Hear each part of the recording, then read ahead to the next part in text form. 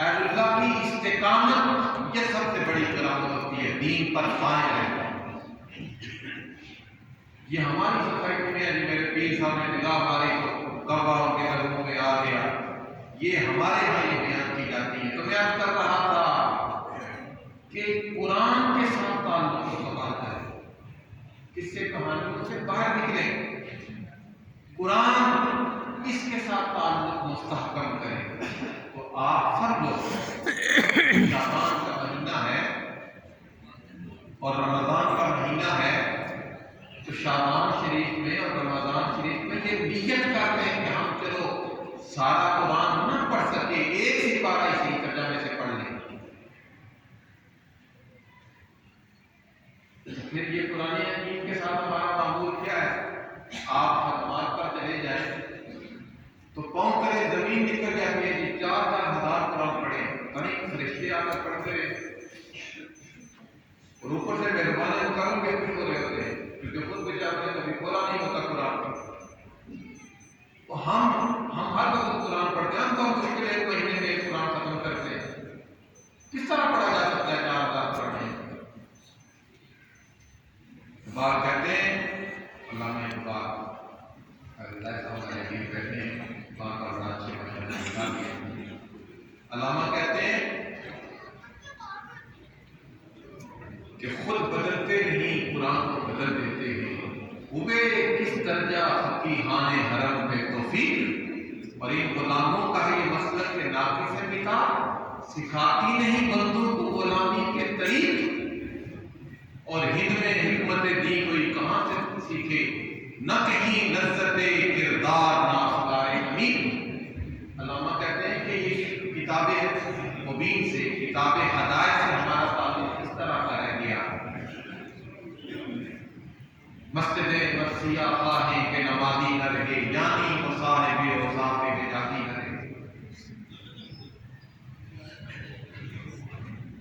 تو میں عرض کر رہا تھا کہ قرآن سے اپنا تعلق استوار کریں، اور اللہ کی رحمت کے حوالہ سے میں نے عرض کیا کہ 4 گواہ بن جاتے ہیں جب کوئی بندہ گناہ کا ارتکاب کرتا ہے، لیکن اگر توبہ کرتا ہے تو اللہ تعالیٰ زمین پر کیے ہوئے گناہ کو بھی نیکی میں تبدیل کر دیتا ہے۔ سورہ مائدہ سورۃ نمبر 5 کی آیت نمبر 39 میں ہے، من تاب من بعد ظلمہ واصلح فإن اللہ یتوب علیہ، کہ گناہ ہر ایک سے ہو سکتا ہے، لیکن گناہ کرنے کے بعد، میں نے گناہ کی تھوڑی تفصیل بھی بیان کر دی کہ ہم بات ان کو گناہ نہیں سمجھتے، مسجد میں آ کر نماز پڑھی یوں ہی باہر نکلے گی کچھ شروع کر دی تو آپ نے گناہ کیا ہے۔ جس طرح حرام کھانا گناہ ہے، اسی طرح کسی کی غیبت کرنا بھی گناہ ہے۔ تو قرآن نے کہا کہ جو بندہ گناہ کا ارتکاب کرے اور گناہ کا ارتکاب کرنے کے بعد اللہ کی بارگاہ میں توبہ کے لیے آ جائے، اللہ کے حضور گر گڑا کر آ جائے، اللہ کی بارگاہ میں ندامت و خجالت کے پیراہن میں ڈوب کر اس کے حریم ناز میں اس کے کرم کی برکھا کے لیے ہاتھ بلند کر دے، تو قرآن کہتا ہے فَإِنَّ اللَّهَ يَتُوبُ عَلَيْهِ، اللہ اس کی طرف توبہ کرتا ہے، اس کی طرف توبہ کرتا ہے۔ آپ کے ذہنوں میں سوال بڑھائی دے رہے ہوں گے کہ میں نے توبہ کی گناہ سے، آپ نے توبہ کی گناہ سے، اللہ کی توبہ کا کیا معنی ہے؟ اس پر مفسرین کہتے ہیں کہ اللہ کی توبہ کا معنی یہ ہے کہ اللہ تعالیٰ بندے کے لیے رحمت کے سارے دروازے کھول دیتا ہے۔ وہ کریم اتنا خوش ہوتا ہے توبہ سے کہ اگر کوئی آدمی توبہ کرے گناہ کا ارتکاب کرنے کے بعد، اللہ کے حریم میں چلا جائے، اس کی رحمت کو پکارے، تو اللہ تعالیٰ اس بندے کے لیے رحمت کے سارے دروازے کھول دیتا ہے۔ پھر قرآن حکیم میں اللہ تعالیٰ نے فرمایا سورہ فرقان سورۃ نمبر 25 آیت نمبر 74، سورہ نمبر 25 آیت نمبر 74، من تاب وعمل صالحا فإنه يتوب إلى الله متابا۔ کہ توبہ صرف لفظوں کے گورکھ دندے کا نام نہیں ہے، توبہ صرف الفاظ کے دو پیش کا نام نہیں ہے، توبہ صرف لفظوں کے بناؤ کا نام نہیں ہے۔ قرآن نے کہا توبہ یہ ہے کہ آپ نے کھڑی شریف کی جامع مسجد میں توبہ کی، یہاں سے اٹھے، مسجد کی دہلیز سے باہر قدم رکھا تو دیکھنے والا محسوس کرے کہ اس میں بڑی تبدیلی ہے۔ توبہ کا مفہوم قرآن نے بیان کیا کہ توبہ یہ ہے کہ زندگی توبہ کا آئینہ دار بن جائے، زندگی توبہ کا پرتاؤ بن جائے، زندگی توبہ کا عکس بن جائے، زندگی توبہ کا مظہر بن جائے، یعنی گناہ اس کی زندگی سے ختم ہو جائے، یہ ہے سچی توبہ۔ پھر قرآن حکیم میں اللہ پاک فرماتا ہے سورہ حجرات سورۃ نمبر 49 آیت نمبر 11، سورہ نمبر 49 آیت نمبر 11، وَمَن لَّمْ يَتُبْ فَأُولَٰئِكَ هُمُ الظَّالِمُونَ۔ یہ جو توبہ نہیں کرتا وہ ظالم ہے۔ میں نے آپ کو توبہ کی وضاحت کر دی کہ توبہ صرف لفظوں کی مالا جپنے کا نام نہیں ہے، توبہ یہ ہے کہ دل کی زمین پر گناہ کے جتنے آثار ہیں سب مٹا کر، آنکھوں میں اللہ کی معرفت کا سرمہ ڈال کر اور ہاتھوں میں محبتوں کے چراغ تھام کر، گناہوں کے صحرا سے نکل کر نیکی کے چمنستان میں داخل ہونے کا عہد سمین کرنا، یہ توبہ ہے۔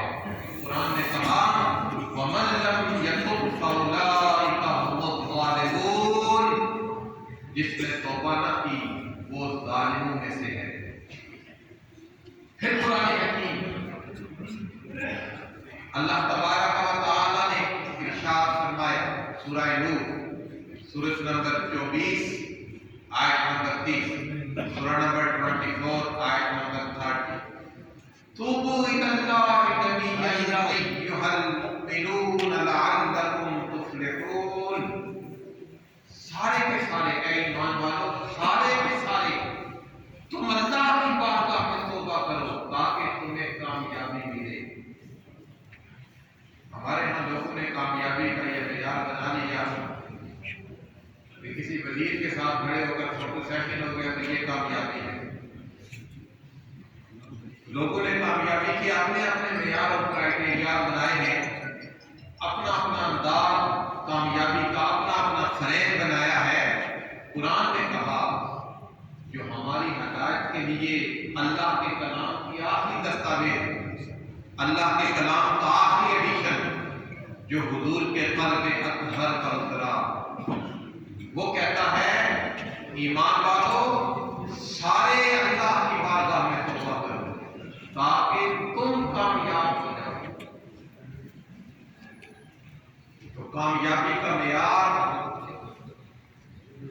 غیروں کی تحریر پر جھکنا نہیں ہے، کامیابی کا معیار یہ ہے کہ ماتھا اپنے الوہیت کے آگے جھکے گا۔ حاضرین گرامی میں تو میں نے قرآن حکیم کے تقریباً 9 مقامات آپ کے سامنے رکھے۔ اب ذرا آئیں سرور کائنات کے ارشادات کا مطالعہ کریں۔ رسول اللہ صلی اللہ علیہ وسلم نے فرمایا، جسے امام مسلم نے اپنی صحیح میں نقل کیا، حضور نے فرمایا کل ابن آدم خطاؤون وخیر الخطائین التوابون۔ ابن آدم کا ہر فرد گناہگار ہے اور بہترین گناہگار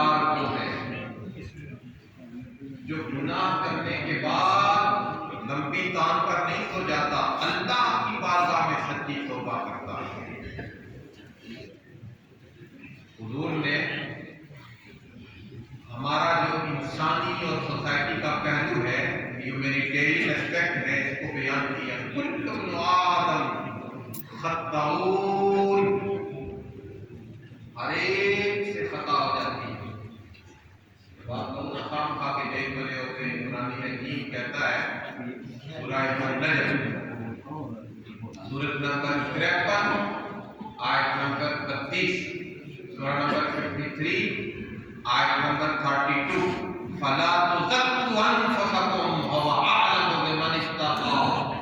اپنے آپ کو دیکھنا تھا، اگر وہ بہتر جانتا ہے کون دیکھے. تو ہر ایک سے خطا ہو سکتی ہے. ممکن ہے اللہ کو ممبر پر بیٹھنے والا بندہ اتنا پسند نہ ہو جتنا فٹ پاتھ پر بیٹھ کر چلچلاتی دوپہر میں جوتے گاڑنے والا اللہ کو پسند. سادی شہادی رحمہ اللہ تعالی یہ اللہ کے بڑے محبوب بندے اور ولی تھے. اور جو ولی ہوتا ہے وہ اپنے عہد کی دانش ہوتا ہے. جاہل بندہ کبھی اللہ کا ولی نہیں ہوتا. جاہل ولی کا معنی دوست ہوتا ہے. جاہل بندہ اپنا دوست نہیں بناتے جو اللہ کی طرف دوست ہے. ولی اپنے عہد کی سب سے بڑی دانش ہوتا ہے، سب سے بڑا انٹلیکچوئل ہوتا ہے. اپنے عہد کا سب سے بڑا کہ دمڑی والی سرکار دنیا صاحب اپنے عہد کے سب سے بڑے دانشور ساتھی شہزادی رحمہ اللہ تعالی دانائے شیراز اپنے والد گرامی رحمہ اللہ کے ساتھ کسی سفر پر تھے. اثناء سفر رات پڑ گئی تو کسی مسجد میں آرام کے لیے چلے گئے. شب پر آرام کیا. تہجد کے وقت ساتھی کے والد نے اپنے بیٹے کو اٹھایا کہ بیٹے تہجد کی نماز ادا کرو. ساتھی اٹھے، دیکھا ہے کون آدمی سویا ہوا ہے. بچہ وہ تہجد کے لیے اٹھا، یہ آدمی اتنا جوان اور یہ سو رہا ہے. ساتھی کے والد نے کہا بیٹے خاموش ہو جاؤ، تمہیں کیا خبر کہ تمہارا جاگنا اللہ کو پسند ہے یا اس کا سونا اللہ کو پسند ہے. تو میں اب کر رہا تھا کہ خطا ہر ایک سے ہو سکتی ہے، گناہ ہر ایک سے ہو سکتا ہے. ہم میں سے ہر بندے انسانی سوسائٹی ہر ایک سے گناہ ہو سکتا ہے. مثلاً ایک حدیث میں آپ کے سامنے کوٹ کرتا ہوں، یہ ساری آپ کی اصلاح کی باتیں ہیں. ایک صحابی ہے حضرت حنظلہ وسیع الفضا، انہیں فرشتوں نے حکم دیا تھا احد کے میدان میں. بڑے شدید اور خوبصورت نوجوان تھے. یہ ایک دن حضور کی مجلس میں بیٹھے ہوئے تھے، اٹھے چلے گئے اور ڈنڈی سے گزر رہے تھے تو چہرے کے حالات بڑے دگرگون تھے. حضرت صدیق اکبر سے ملاقات ہوئی. یہ بخاری کے نقل ہے. صدیق اکبر نے کہا حنظلہ یہ ماجرا کیا ہے؟ آپ کے چہرے کے حالات بدلے ہوئے کی سبب کیا ہے؟ وہ کہتے ہیں نافق حنظلہ، حنظلہ منافق ہو گیا. یہ کیسے؟ جماعت جو کیف و سرور، جو لذت و انبساط، جو کیفیت مجھے